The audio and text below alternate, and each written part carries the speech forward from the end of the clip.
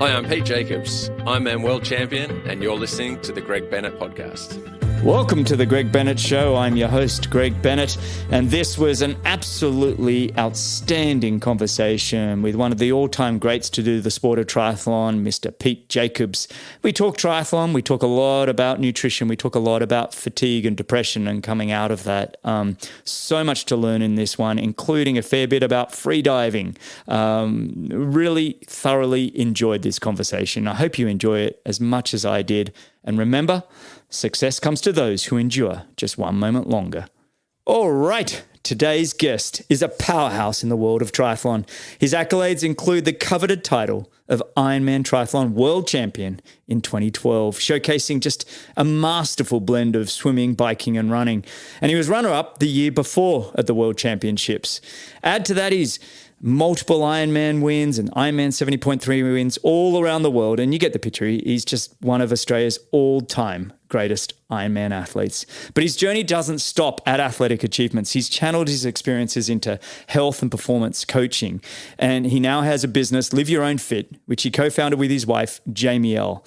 He battled through all sorts of challenges, fatigue and depression. And he's emerged not just as an athlete, but as a guide. And he's keen on just helping others elevate their energy and their own health. He's not just an Ironman, he's a mentor and just an advocate for health and endurance. Most importantly, he's been a good mate of mine for many, many years, and it's an enormous honor and privilege to have him join me. So, welcome, and thanks for joining me on The Greg Bennett Show. Pete Jacobs, how are you, mate? Good. Thanks, Greg. Well, hell of an intro. You're welcome, mate. Well, you know what? It's 6 a.m. there for you in Noosa. You've gotten up especially early for me. I thought, you know what? At least I can pump you up a little bit to get the day started.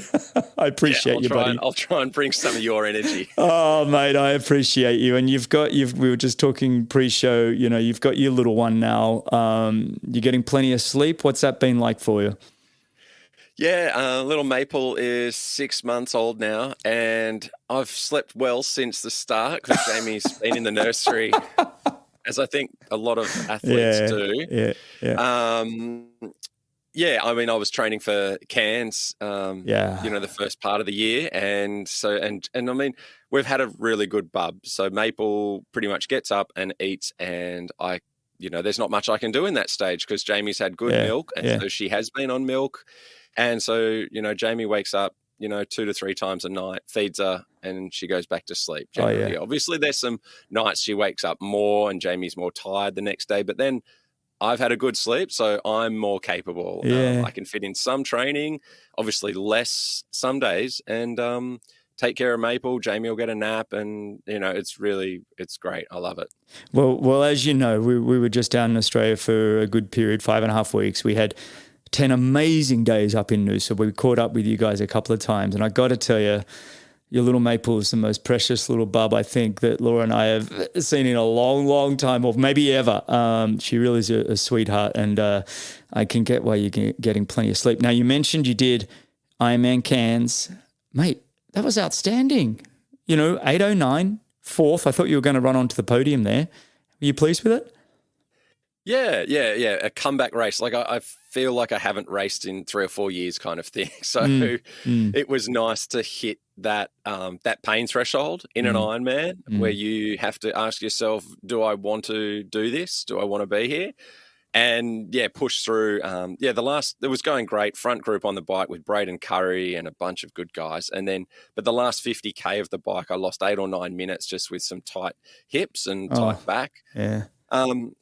So then I got off and still ran, 2:49 and pushed through pain and everything. And I was stoked that I was able to do that. And I would have been close to the podium had I not had that physical issue. But that's everything. I would have won if I would have won. Like, you can't say, I can't say I would have. But that's part of it. That's part of how we train our bodies. If in December last year, I was aiming for Bustleton and got a hip stress fracture. And that was, too much running, too hard. I got super fit, run fit. That was amazing. But you can't, there's got to be consequences to pushing yourself. Yeah. You peer over the edge, don't you? You peer over that edge, and sometimes you just take that step too far. And I think there's probably a million athletes out there listening to this show nodding their heads going, yep, done that. But honestly, I looked just real quick. I looked at your fourth in Cairns, and I just thought, you know what, good on you, mate. Like it's been. We'll get into it in this show, but it's been a hell of a journey for you the last 10 years. And I just wanted to make sure up front we celebrate that a little bit, because it was a little bit of a, hey, you know what? This is a great performance. Yeah, thanks, mate. Yeah, and that's kind of how I felt. I certainly was so relieved crossing the finish line. And now with Maple and Jamie at the finish line, it brings a whole new joy to crossing a finish line now, I think, for sure. Yeah, well done again, buddy. And like I said, I want to go through your journey a little bit, but let's start. I know when we were having coffee, for everybody listening, I was chatting to Pete, and we were having lunch. I think the girls were playing with the bub, and you and I were chatting, and I was like, yeah, let's get you on the pod. And you were willing to do it. And you said, you know, one of the things I don't love about podcasts is, you know, having to listen to people's journey from the very beginning. But you know what? I'm going to do that anyway, because it's one of the things I enjoy most.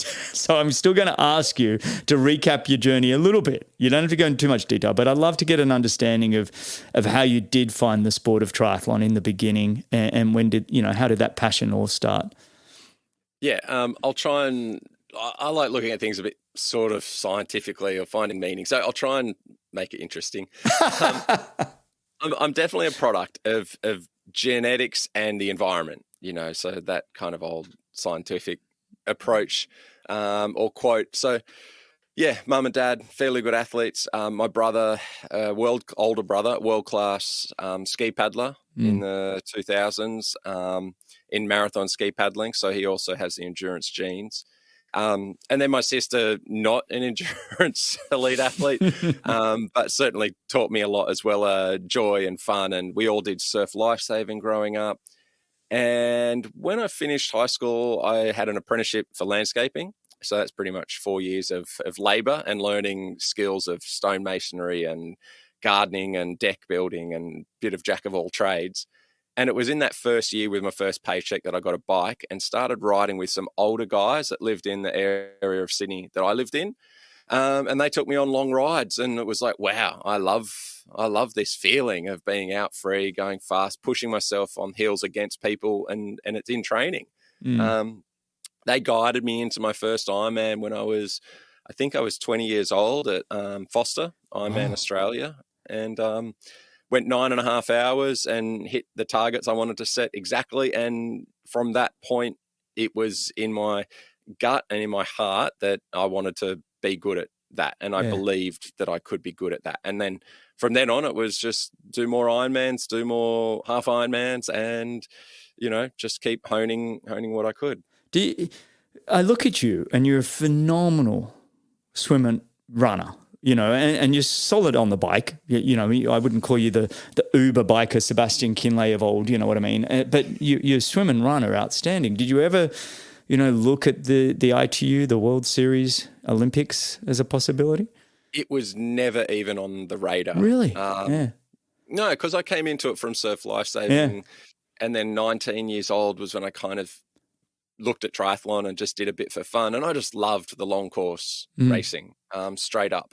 And I guess it was one of those things. No one approached me and said, hey, would you like to do this? We've seen you in Ironman. Would you like to come back to ITU? No, none of that happened. And I definitely have endurance genes. You know, I guess you could say an Olympic distance race is still endurance. Like it's 2 hours. So That's it's true. It's definitely aerobic based. It's not a 100-meter sprint, which in high school, or, you know, I could never do a 100-meter sprint. I was so slow. But I'd win cross country every year without really training for it. So yeah, that's what happens when you grow up swimming. I think, as you know, in Australia, you grow up swimming, you kind of build, you know, a good pair of lungs when you're growing up in the pool. And that just carried me through to all sports that I tried when I was growing up. And then, I don't regret never having the opportunity to do ITU or anything. That doesn't faze me. No. I was just curious. What I've learned through long course. Yeah. No, look, you've had an outstanding career. It was, you know, it's funny. I was always, you know, I grew up in Mossman, and for listeners, Pete and I actually grew up on the northern side of Sydney. So there's the Southern Shire, which has, you know, Chris McCormack, Greg Welsh, McKeely Jones, Craig Alexander. They're all down there. And Pete and I are the northern side of Sydney. So you were always part of Warringah Tri Club, and I was part of Balmoral Triathlon Club. And I kind of love the fact that you and I are two of the northern boys. There's not many of us on the north side of Sydney. No, and that's kind of why I moved up to Noosa, because it's amazing by the time I was doing Ironman, you and all the other guys were all overseas full time. So there was no one even north or south in Sydney that was a professional triathlete.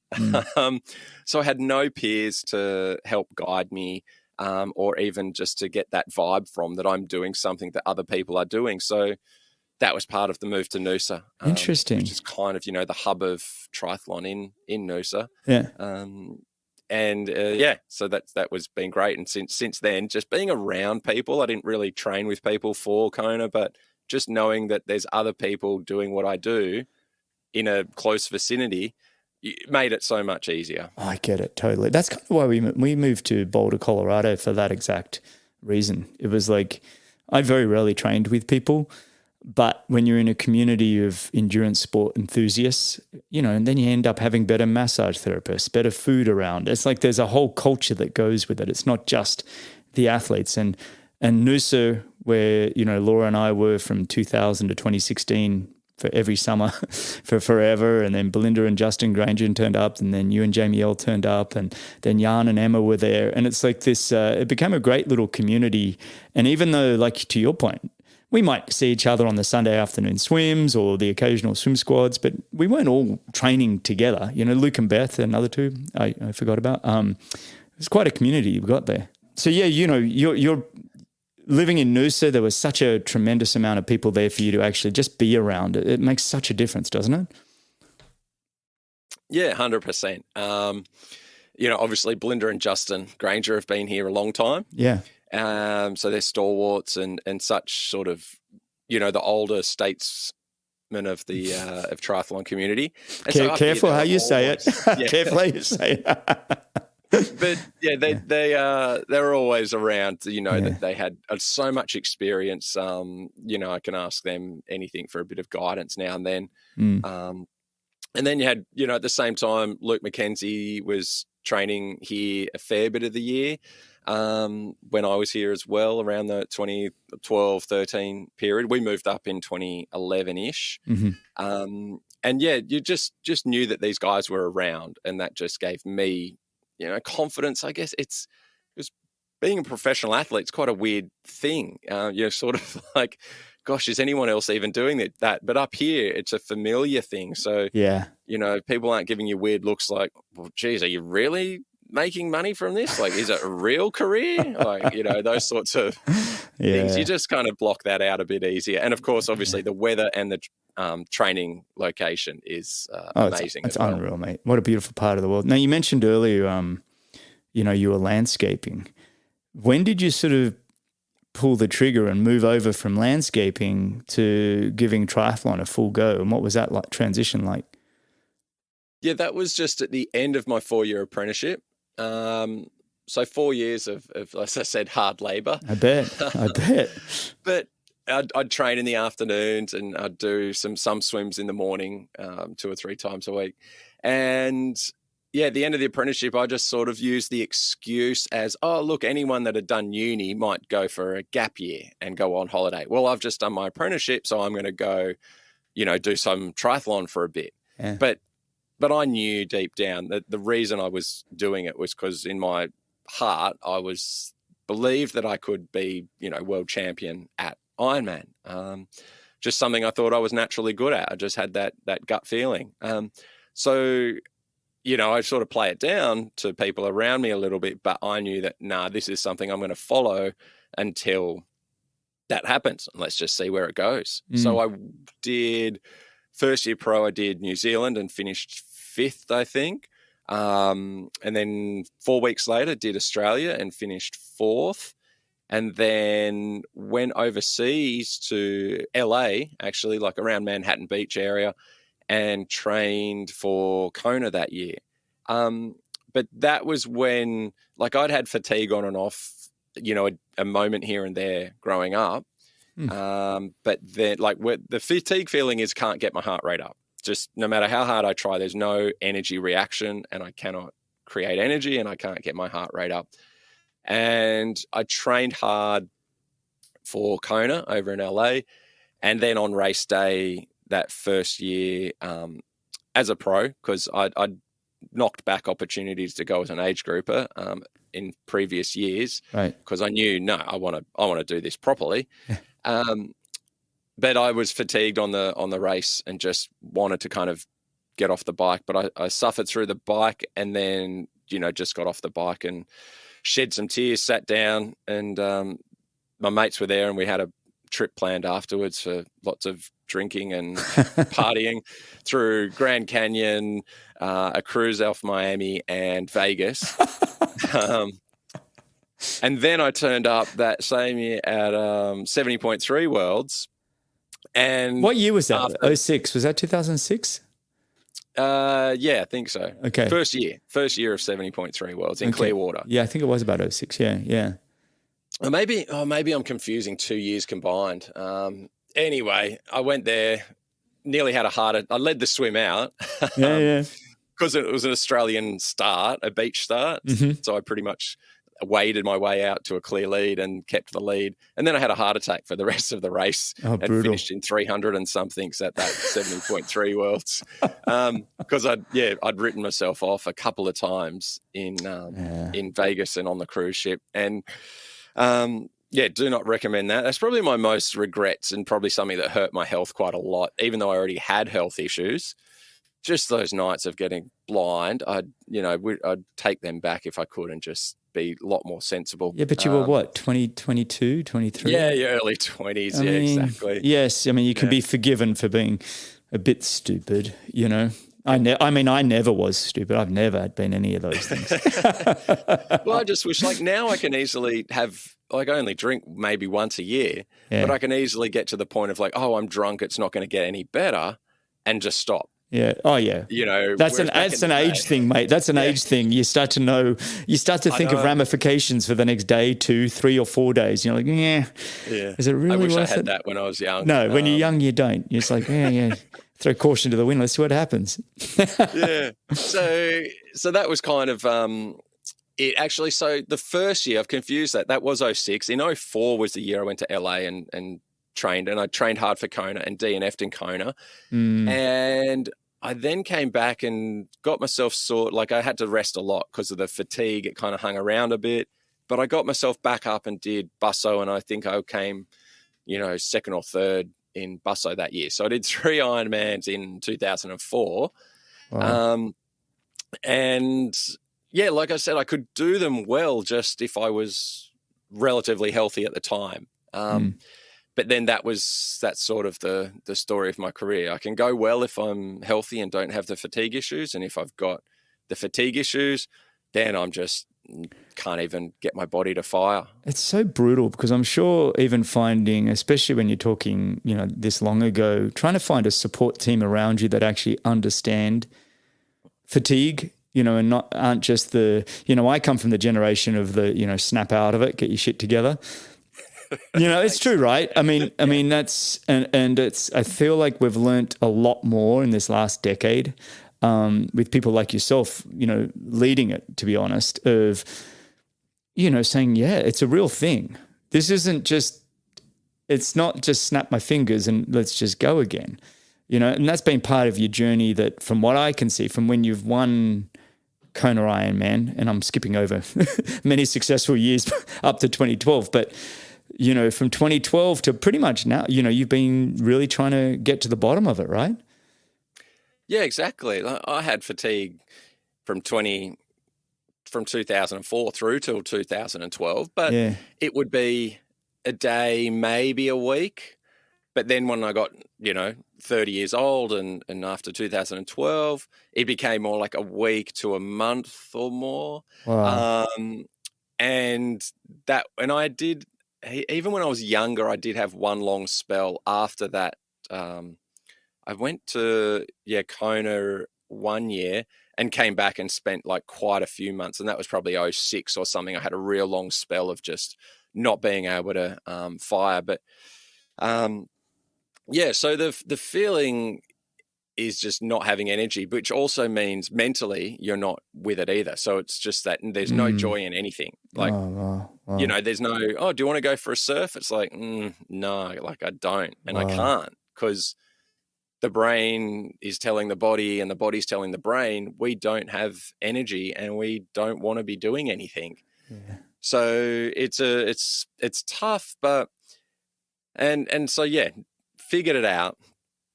That those years, so I went top 10 in Kona 4 years. I went 8th, then 9th with a penalty on the bike, and then 2nd and 1st.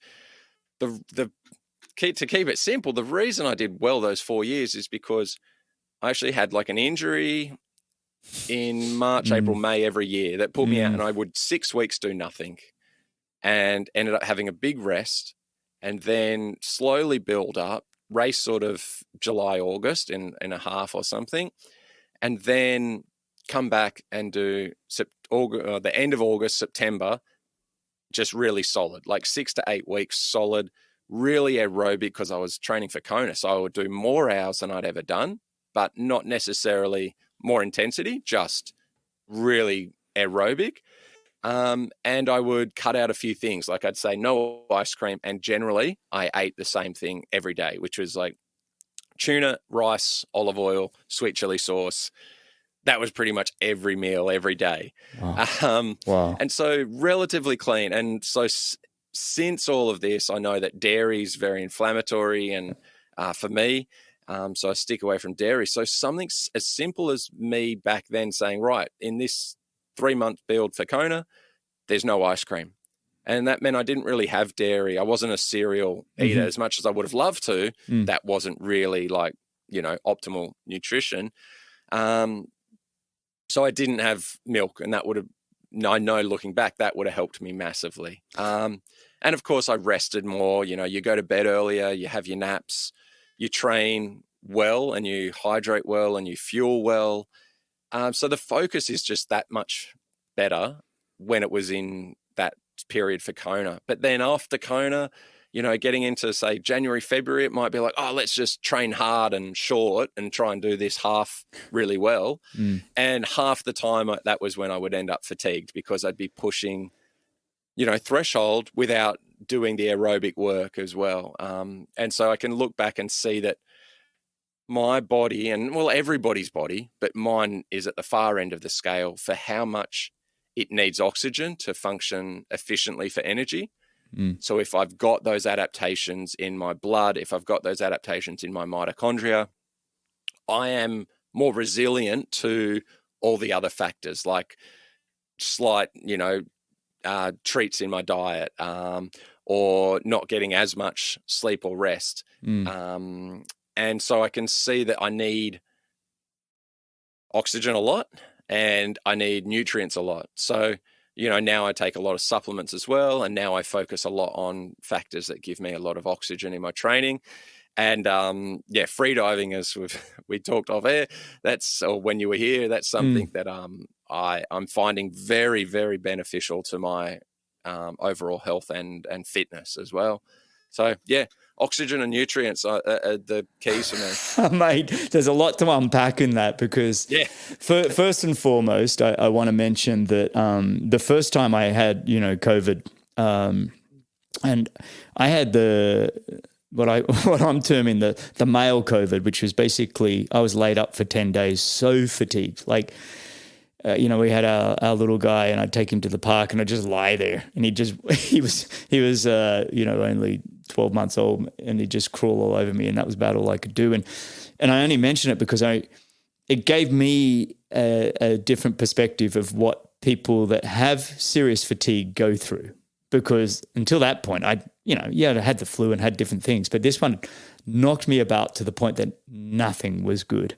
But I only had it for 10 days. But I thought I'd mention it just to say I get kind of maybe what you've been going through for forever. But when you look at it, you mentioned inflammatory response. Have you been able to get to the core of what it is that you've been dealing with for going on 20 years? I'm just dealing with more sensitive, you know, body, more sensitive mitochondria. And You're like Laura. You're like Laura. yeah. Well, I'm like my mum, and they yeah. say you do get your mum's mitochondria. Ah. And my mum has been dealing with inflammation, chronic inflammation, polymyalgia, all these issues since she's had those issues for sort of 15 years, but getting better now. She's off all her meds just now, but she has been very susceptible to inflammation for a long time. So she went on some heavy blood pressure meds when she was pregnant with me. And ever since then, she's been on medication. Wow. Of some sort. And they increased as she got other chronic inflammations.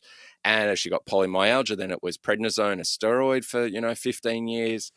And she keeps having inflammatory responses in her body, a little bit of gout. She's just had surgery for Dupuytren's, which is the tendons in your hand getting tight, that your hand looks like a bit of a claw in the after years.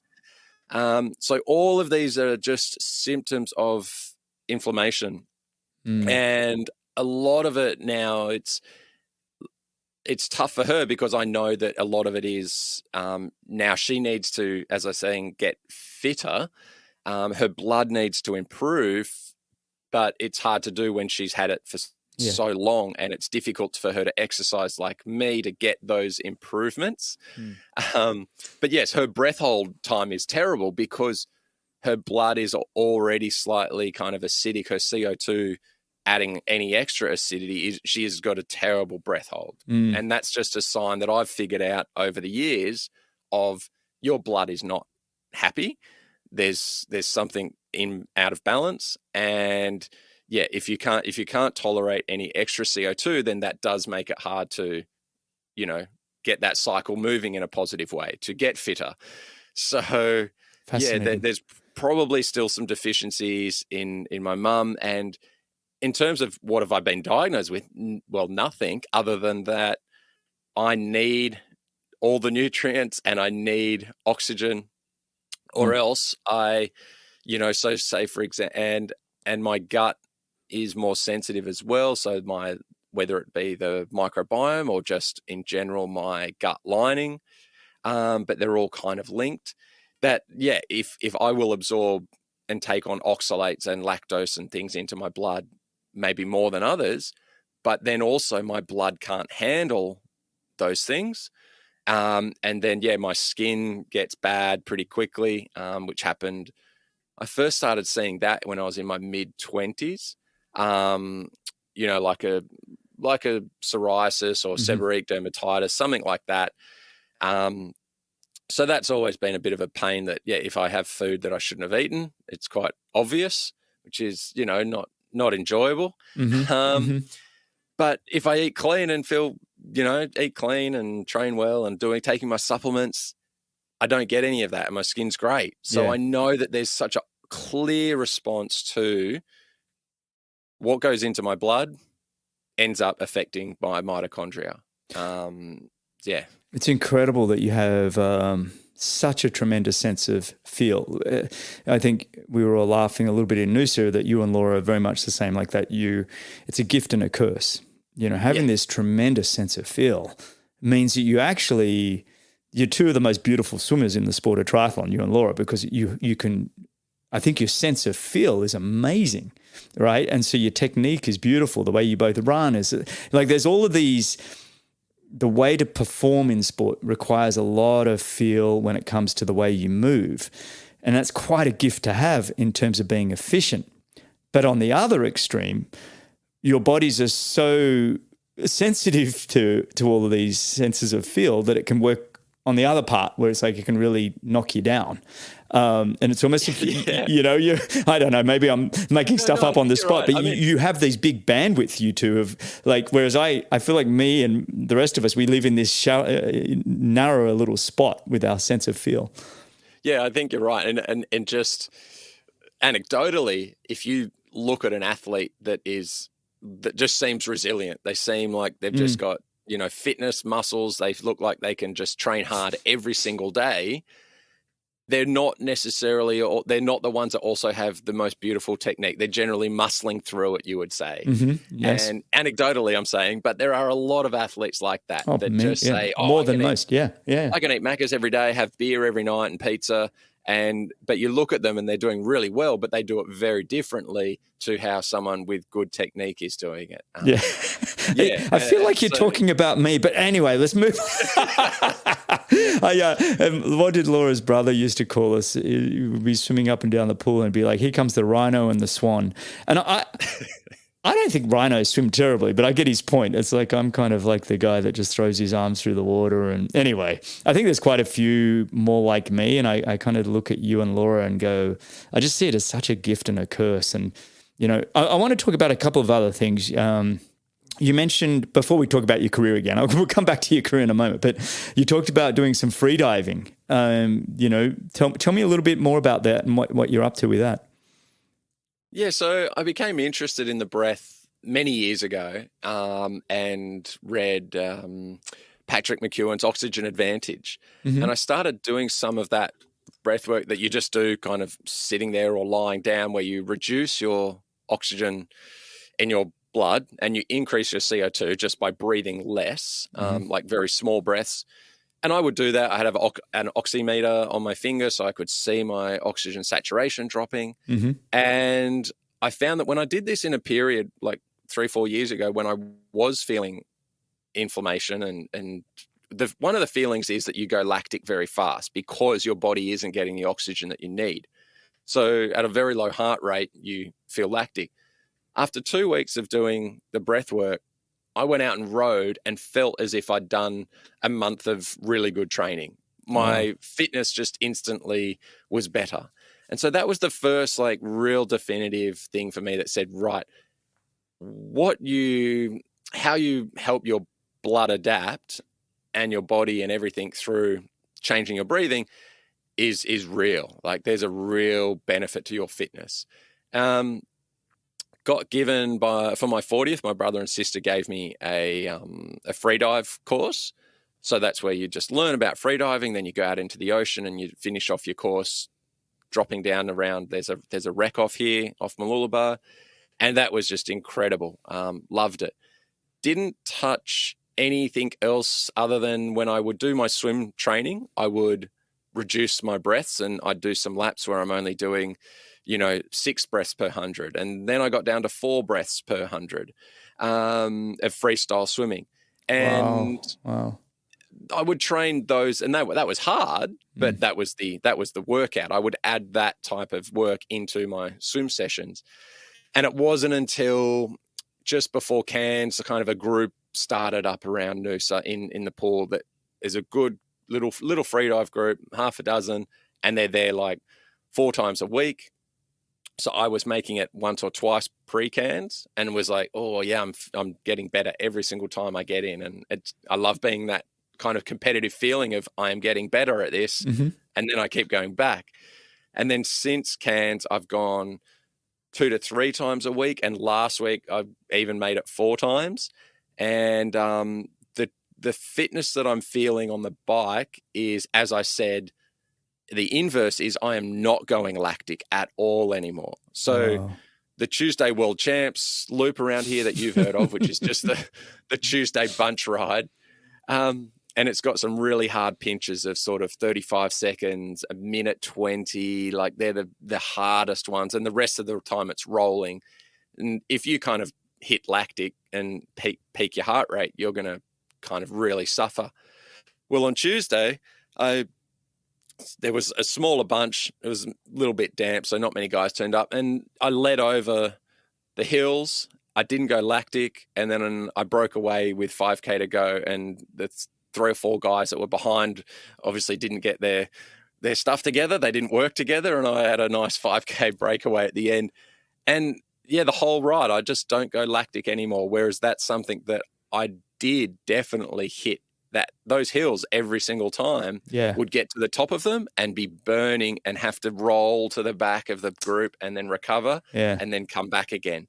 But now, like, so the adaptations that I'm getting from really proper freedive training and proper breath work I just love it so much. And like I said, that's what I need. It's changing my blood and it's changing my mitochondria. And then there's obviously hundreds of other chemical reactions and stuff going on that we don't know that are also improving, but it just suits me. Are you doing any blood work, or are you going purely off feel? Yeah, I should. I was thinking of getting some blood work shortly to check hemoglobin. Particularly, I'm curious to know if that is much higher now that I've been doing this sort of work.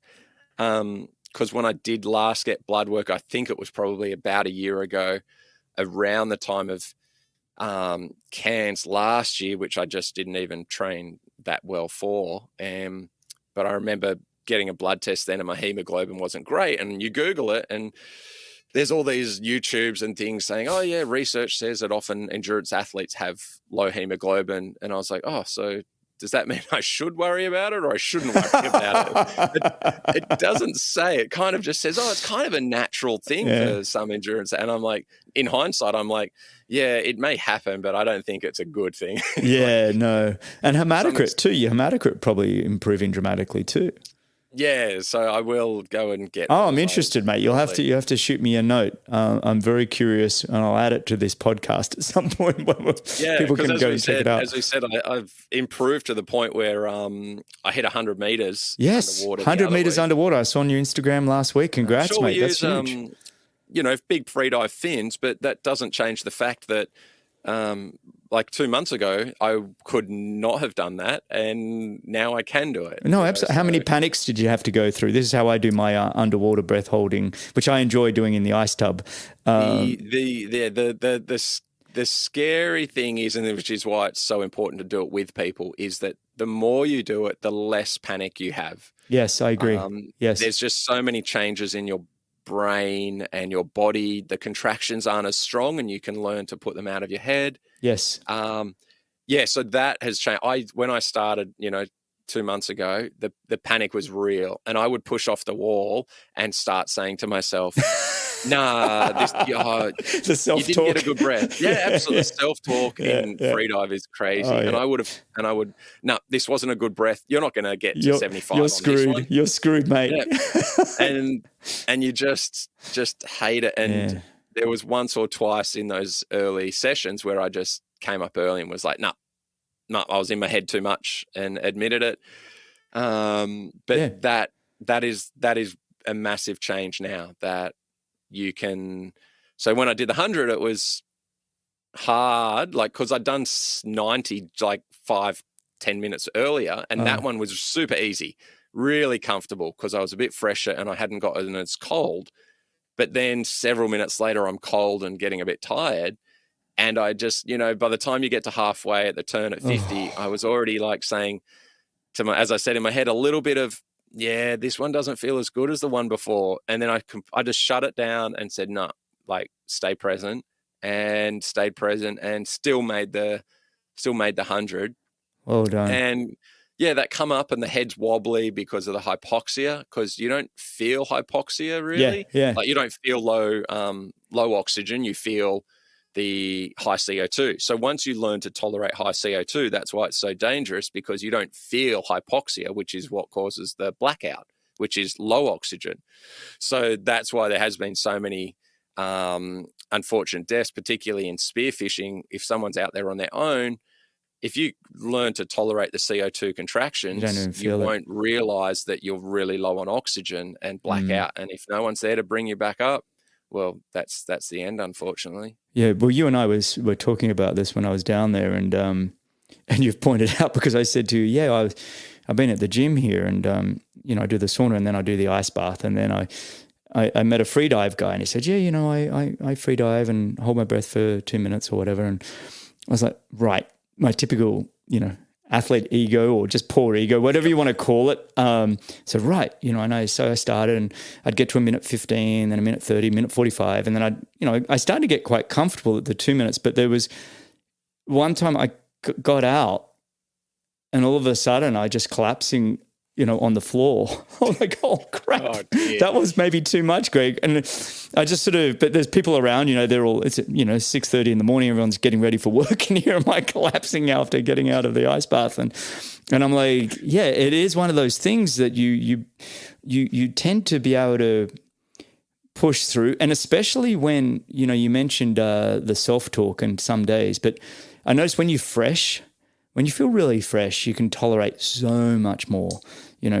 On the days you're tired, even just putting my foot in the ice bath, I'm like, a little less hold my breath underwater, But it does make you feel pretty fantastic. But I do think you're right. You got to moderate it a little better than just passing out. Yeah. And as I mentioned with my mum and her inflammation, having a terrible breath hold, I think if people were to track this, and it's a bit like, you could track HRV, you can track resting heart rate, all of that stuff, but breath hold would be another one where if you've had drinks the night before, you've been stressed the day before, a fight at work, whatever it is that's changed your hormonal, your nutrient balance, your stress responses, too much oxidative stress from hard training, you're going to notice that the next day you don't have as good a CO2 tolerance as well. And then particularly like with clients that I work with, a big thing is that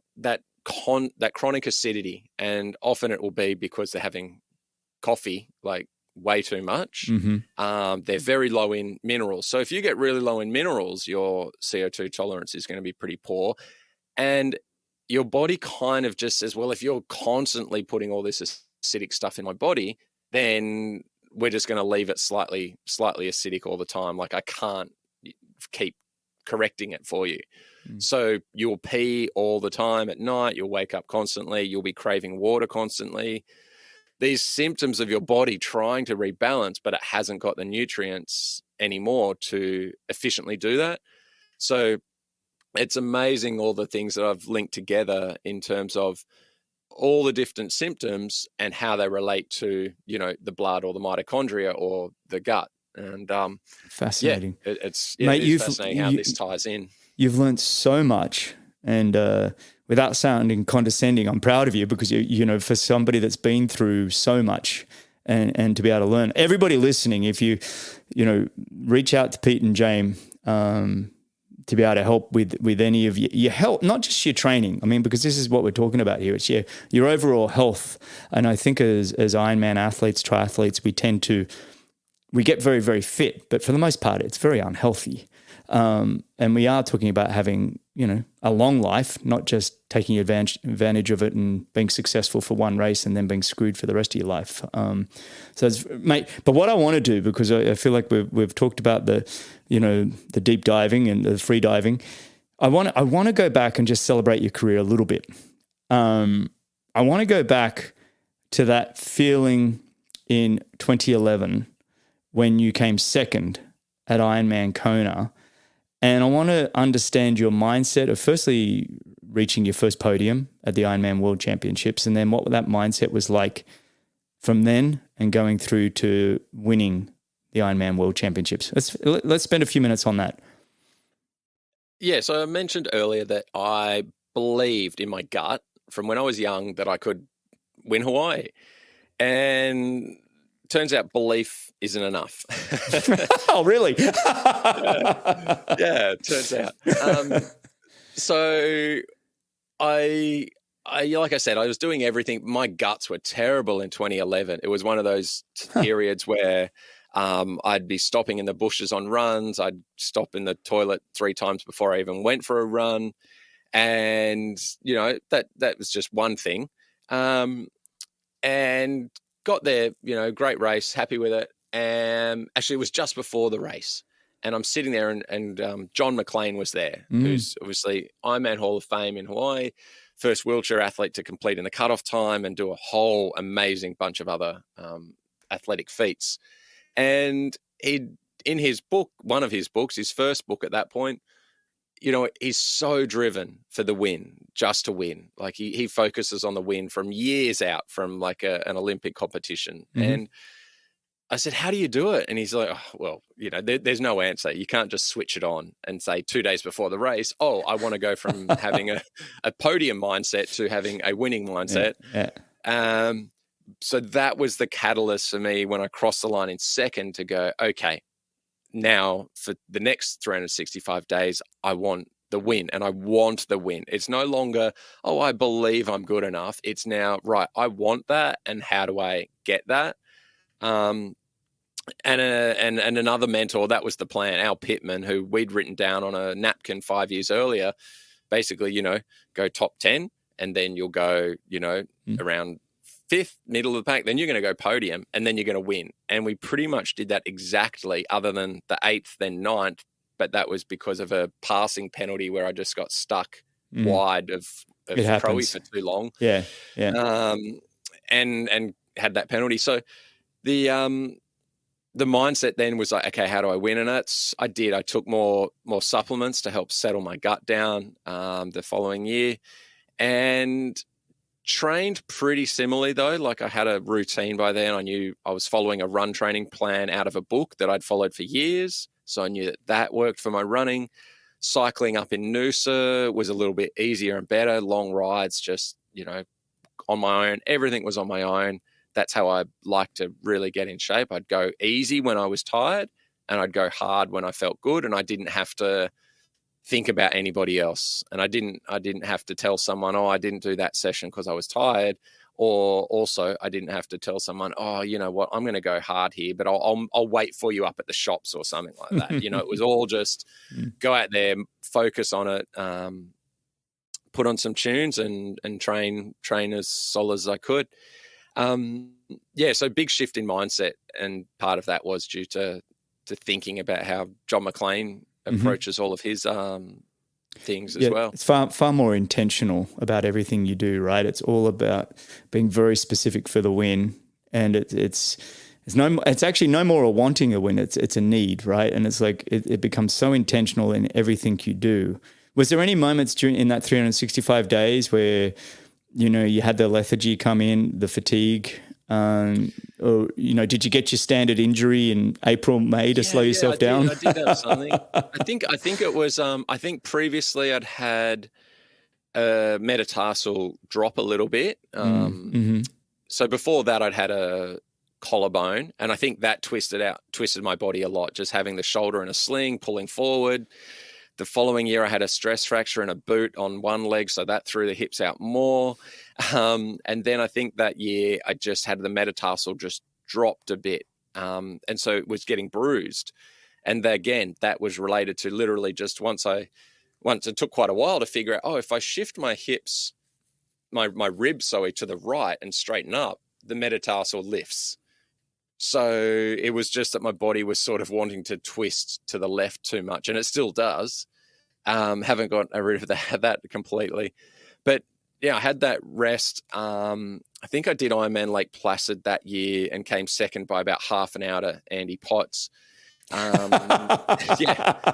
we kind of did a bit of training over there. But like obviously nothing too crazy, and then come back and do that hard block in Noosa for end of like August, September. Right. And so that just was what went that year. And a lot of it was also, like I said, mindset was by that point I'd really embraced my fatigue. And I did have some moments of fatigue. And one of them was I sat on the trainer and rode about 160 watts for 4 hours, I think, because that's all that I could push on that day. But, one of the mindset shift was embrace that I can't do as much as the others. Embrace that's turned my weakness of not being able to train as hard into my strength, because I'm confident in my body, in my ability, in my talent, that I don't need to train as much as those others. So I kind of drew confidence from every time that I listened to my body and backed off. That actually, I turned that into giving me confidence. That's a great... follow what you know you need to do, because you are better than those guys. Just you do what you need to do. So so there was a few days in that where it was like that, where I have no wattage, But then just by still getting on and doing the aerobic work, like really gentle aerobic work, it helped then get rid of it. And I was able to bounce back, a day or two later. Your ability to listen to your body is outstanding.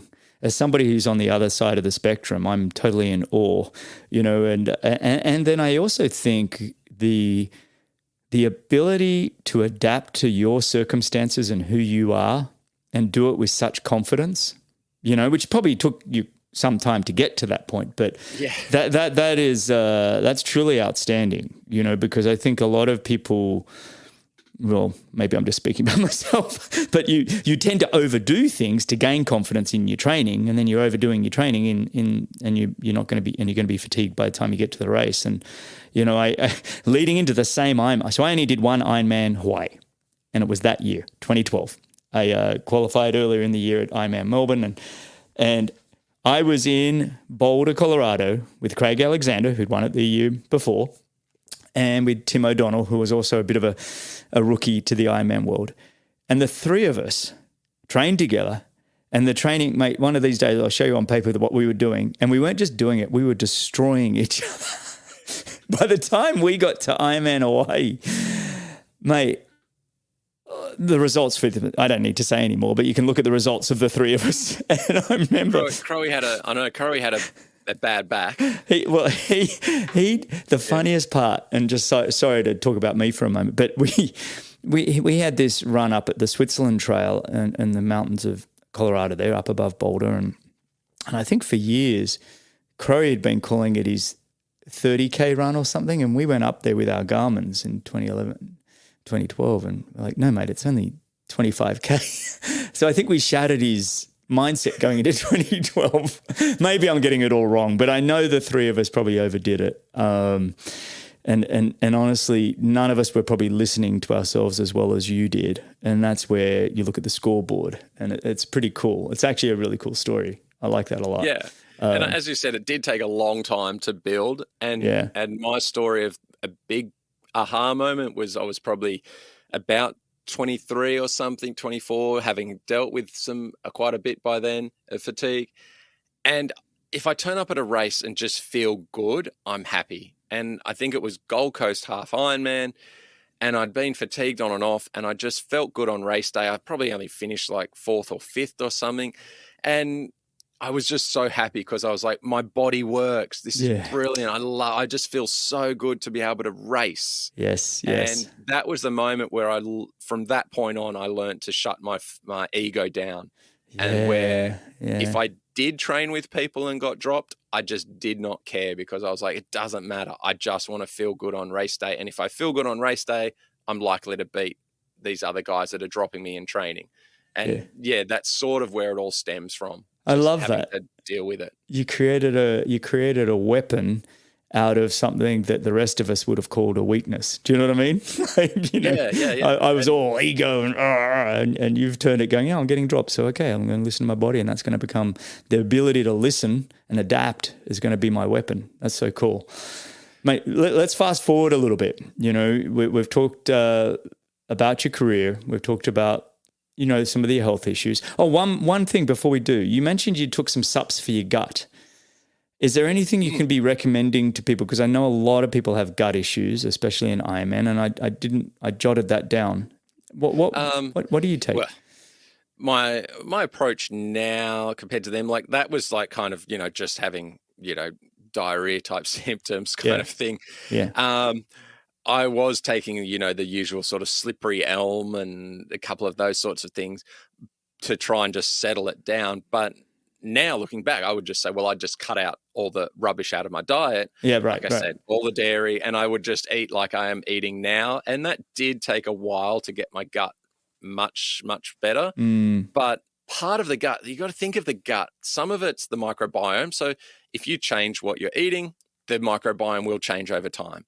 So it will improve. And then for some of us, a lot of us, say something like lactose or gluten, we just don't digest it much at all. So too much ends up in our blood. So just cut those things out and you're going to be better off. The next part of it is, say you've got a gut that's a leaky gut where more stuff gets through than it should. Well, that's going to happen when you're fatigued more or when you're not healthy, you've got inflammation, because the gut is made up of mitochondria. So if I pictured that, where if I'm healthy, then if I'm fit and healthy, that's every single cell in my body is getting more oxygen and is healthier. And that includes the cells that are lining my gut. So everything, every organ, everything works better when you're fit and healthy. Mm-hmm. So that would be my advice. Just stick to a diet that you know is the least inflammatory. And as you improve your fitness, everything should stay on track. And supplements, in terms of that, the supplements I take now are just the supplements that help assist with mitochondrial function, with energy production. What are they? And can you tell us what those are? It's every vitamin and mineral that, you know, exists on the planet, basically, you know? If it was around 5 billion years ago, I'm taking it. That's like we were talking about. Laura's got me onto these minerals called quintons, which are, you know, from the sea or the ocean originally. I don't know. I'm going to screw it all up. But I think you nodded your head when we talked about it in Noosa, and you're taking something similar. Yeah. I take it's just concentrated ocean salt. So it's potassium, magnesium, and sodium. But it's also got small amounts of trace stuff. But I also take a multi-mineral that has all minerals in it at decent amounts. I take a B complex that has all the Bs in it. And I take all the iodine and selenium, all the minerals and all the vitamins. And then obviously my diet now is focused on nutrient dense food, meat, fish, eggs, and simple sugars like white rice and really simple sugars for training. So I avoid the more inflammatory sugars, say, you know, processed flours. I don't really have any processed flours at all. Yeah. I've gone through stages of sourdough, and that seems fine. But if I'm really focused, I don't need the sourdough. I'll have rice cakes. Yeah. So rice cakes and jam are kind of oh my God, I just need more, you know, sugars, more carbs. Yep. So something that's really low inflammatory. Just love that. That's kind of my go-to treat for after a meal of rice and meat or eggs and fish. Yeah. That's awesome, mate. I actually really appreciate that. I'm jotting down notes here. I've experimented a lot with the sups and the vitamins and minerals, and, you know, I'm not about performance anymore. It's more about longevity and health and being able to lift my kids. You know, that's how I work out. That's all my North Star metric is to be a strong, healthy family man. That's about it for my life. And but all of those play into it. That's fantastic. Hey, let's shift gear a little bit. And let's talk about the world of triathlon. You know, you've been in it for a good 20 years now. You are a veteran, and I'd love to get your thoughts on where you think it's at, you know, and how it's evolved over time. You know, did you watch the PTO US Championships on the past weekend? Yeah, I watched it on and off in between coming and going in the house and things. Yeah, same. Yeah. It was pretty awesome. I mean, I was happy for Jan, like, you know, second last race to do that. That was awesome. Yeah. I know he was very happy with it. Yeah. And it's great. And then to see, you know, Jason West run that fast. That was amazing. 56 he ran. For 18K off the bike. I did the math. That's what is that? Low 31s for 10K, 31 minute 10K, 309s or 310s. It was pretty decent per K. Yeah.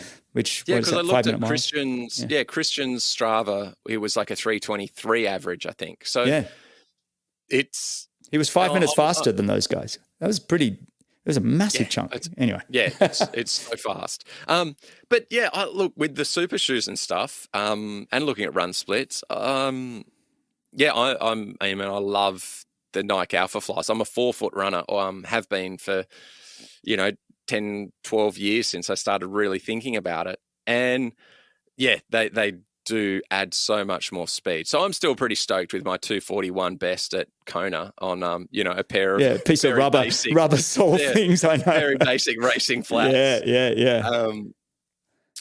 So I do feel that, like, I did 2:49 at Cairns, but didn't feel great after suffering the last 50K of the bike. So my point is, I still feel competitive. I'm still looking at maybe not the PTO level competitive, but I still look at it and go, you know what, I'm not far off. Like, I'm not far off an Ironman. Mate, you just did an 8:09 at Cairns Ironman. You're not far off. Yeah. Like, jeez. So how much? So my point is, how much has it changed? And I'm going to say it's not gotten as fast on the run as I thought it would with the invention of super shoes. I thought that would start dropping off a lot more time. And those days where everybody runs fast, that's just a short course. If everybody runs under 240, you've got to just question how short it is. So yeah, I still want to run fast. Let's say three. My goal is still to run a sub 240, and I know that would be, the quickest in most races. Yeah. For a marathon, in an Ironman. So yeah, I think it's in a great place. But then Jason West goes and runs, 56 and says, well, this is how fast we can get. Yes. And sure, he was off the back on the bike, but it still shows a 50. And there's more. If everyone was going 57, 58, 59, that's one thing. Everyone else was 101, 102, 103. Yeah. Almost everybody was kind of right on 101. Yeah.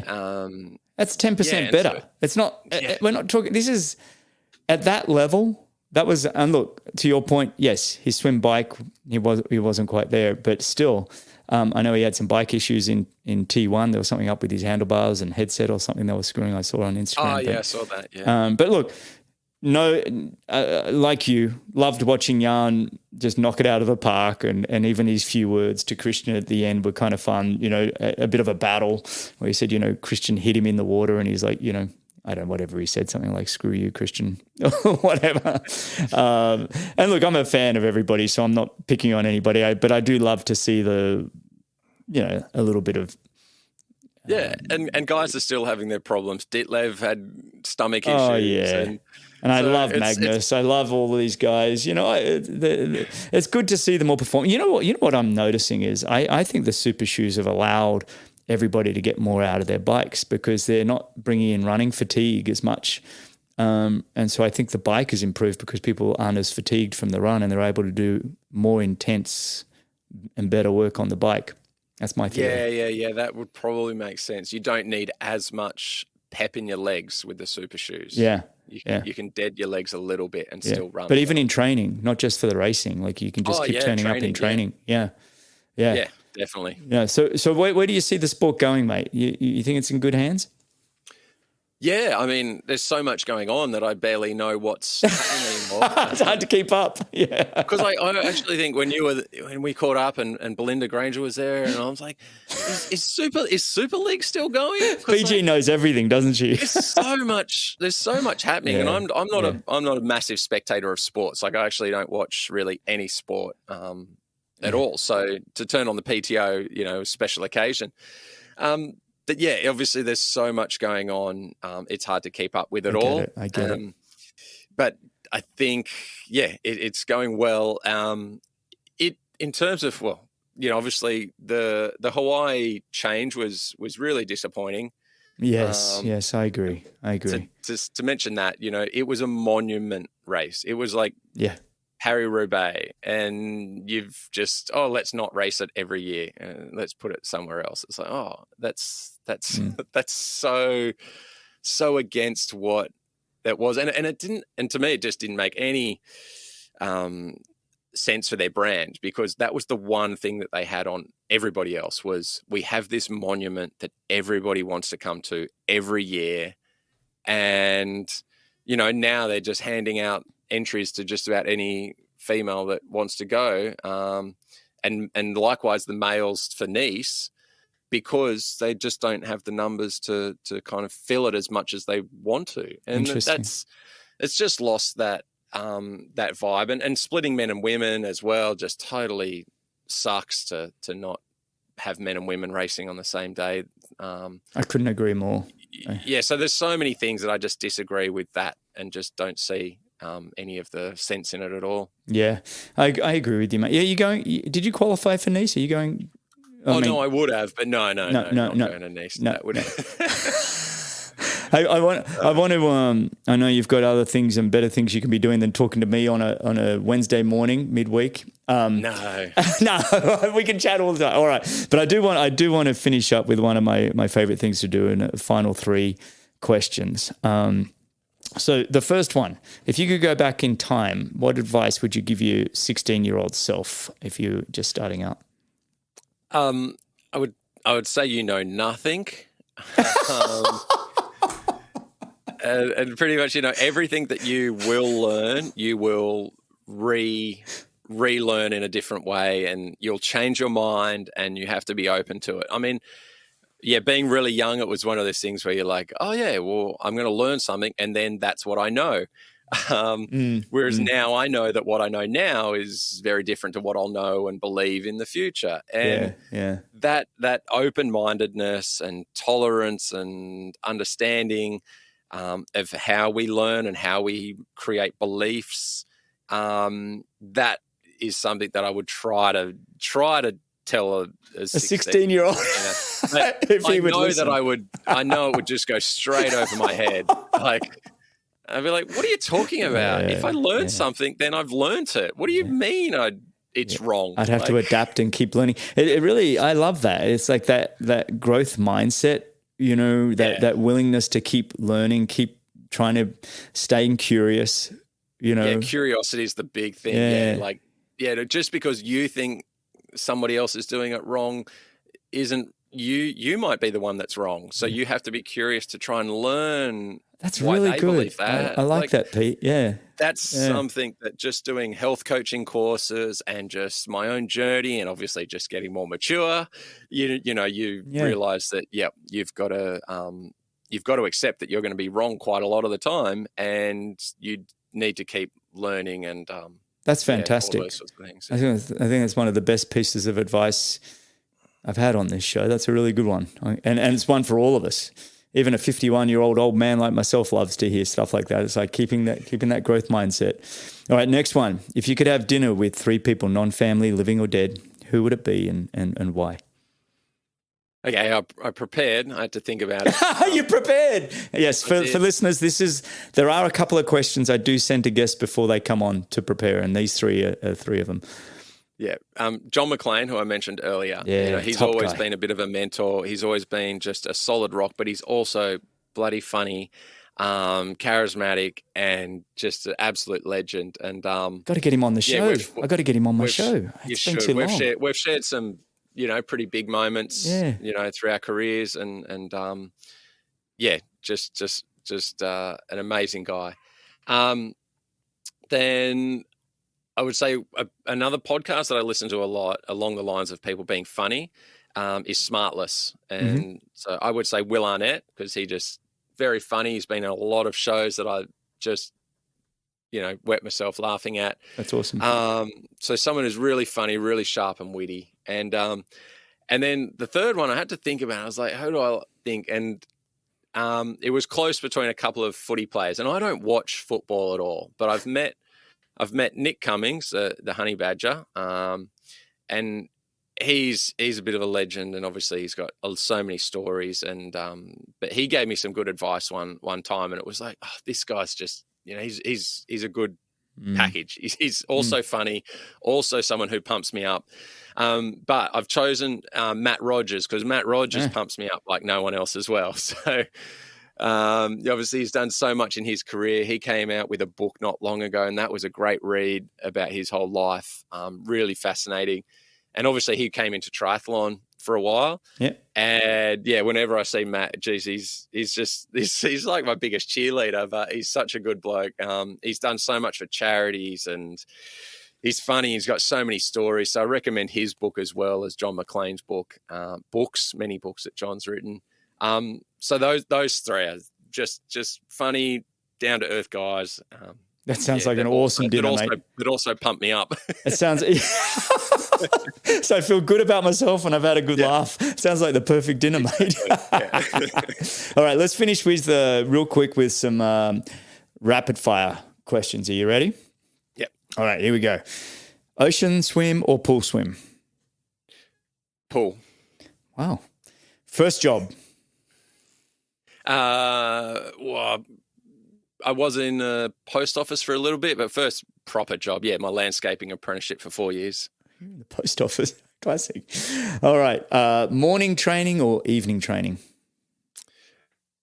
Oh, morning, but I often do well in the evening. I kind of split. Yeah, I feel better in the evening, but I like to get it done in the morning. So I get what you're saying. Yeah. I'm the same. Yeah. Which decade of music is best? Oh, 90s. Yeah, I was still Daft Punk, still one of the nice. 90s. Yeah. Daft Punk, 90s Daft Punk. Yeah, be specific. All right. Bike, road or TT? Road. And I've got myself a gravel in the last month, and that's just epic. Nice. All right, recovery, ice bath or compression boots? Oh, I don't do either. I would choose the compression boots. Yeah. Ice bath's just too uncomfortable. Yeah. All right, podcasts or music during training? Mostly podcasts. Is that right? Cool. Mm. We were talking about that. Do you do Audible books as well? Or? No, I haven't ever done an Audible book. No, just lots of podcasts. Yeah. It's funny. I listen to books more than I do podcasts, but I do enjoy hosting a podcast show. All right. What is the best place you've raced or the best race you've done?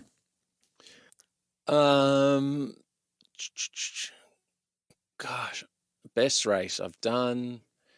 Or you could do favorite. I don't know why I've put best. I always draw a blank, but I mean, Hawaii is an obvious one. Yeah. Just the vibe being in Hawaii. And then, I don't know. Obviously, just anything around Germany, kind of that region, Bavaria region. They're just good fun. Little races, low key races, but it's got a real, just different culture. And obviously, in Australia and Noosa, it's a very different culture. So I love seeing being in Europe and the Germans, different aspects of Europe. Yeah, very cool.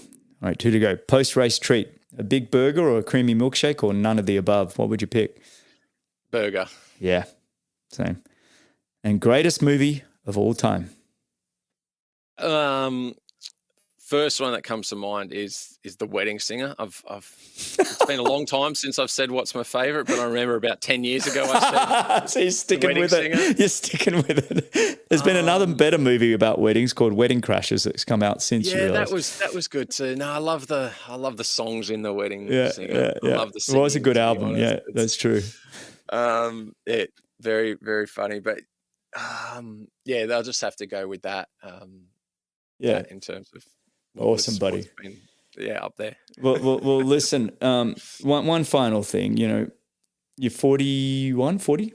How old are you, 41? Yep, 41 and a half. So you got a couple of years left of racing if you want it. And I'm not meaning to cheapen you because, Cam Brown went to 50, but when you think of what sort of legacy would you love to leave behind in the triathlon community? How would you want to be known? Just coming through from, health challenges and still finding and learning more so that I could be the best I've ever been at 41 plus. And so I can just show that and put into practice what I've learned over these 21 years. And that's what I think Ironman is a lot, is learning, and you've got to have it's knowledge, how to train, all of those factors, how to race, how to fuel, how to recover, and just how the body functions in general. I would like to be able to help thousands of people improve their health and performance as well in the way that I've been able to find my answers. Because we've all got the same mitochondria, same guts, same everything, so keep helping people, keep sharing what I've learned, keep learning, and that's one of the reasons why I always wanted to do well in Hawaii, was to push my limits and find out how my body functions at those limits. And that is still the thing that drives me. That's still why I want to do it. That's still why I'm not, not ready to retire, because I have not found my limits yet. I know that I can still improve my health and my fitness a bit more, and then I therefore can improve my training a bit more. And yeah, like in Cairns, that was decent, but there's room for improvement and still. So that's what's driving me. So I just want to keep my learning and sharing what I've learned. That's awesome, that others, don't want any others to, go through what I went through. And there's a lot of people out there, I get contacted a bit, but I'd love to be contacted by more that are dealing with fatigue issues. And we can chat about that. Well, let's wrap that up. How do people get in contact with you? And it's Live Your Own Fit is just my website, PeteJacobs.com. Oh, go to PeteJacobs.com. Okay. Some details of coaching, but otherwise just DM me on Instagram or Facebook or email me, pj@petejacobs.com. Okay. And yeah, we'll just get in touch and we'll start the process of you're a good man. Seeing if I'm a fit for you. Well, I think just having you as a mentor and a thought board and all of those things would be such a privilege for a lot of people. And to be able to even just, if you are dealing with fatigue or depression and you're questioning, just have somebody to listen, that's gone through it a bit themselves, would be just so massive. So as you said, you're the type of person who just says, just toughen up. I'm the worst, mate. I've had to, but this is the point. I've got a growth mindset, mate. I'm learning. Yeah. I'm learning. Yeah. Yeah. The decades of being in my 20s and people, you just need to train more, or you just need to motivate more. I know. You just need this. And it's like, you just, there's something else going on. There's something else going on. And even your partner, even Jamie, for a long, people don't get it. Like, why don't you just get up and be happy? Like, why don't you just do this? Why don't just do it? And then, when you've got fatigue, you just cannot, don't have the energy to smile or do anything that you enjoy. And, so I fully understand that. I feel like I've been a terrible friend. I feel like I've been that person that is, just pull your finger out, get going type person. And it's like, and you don't fully understand what people are going through, and you got to be careful that you don't jump to conclusions. And, so mate, I apologize. Tell them to go back home and have a rest and eat well and take their supplements now. All right. Thanks, buddy. Well, thanks, Pete, Greg. Mate, this has been an awesome episode. I've loved the chat. I could keep talking to you for another hour, honestly, a couple of hours. There's so much wisdom. It really has been a pleasure to have you on the show. So thanks for coming on, mate. No, it's been great. Thank you. All right. And everybody, thanks for listening. You can find all the show notes at bennettendurance.com/media. And you can find all the other little bits and pieces there as well. All right, Pete. Cheers, mate. Stay on the line. Thanks.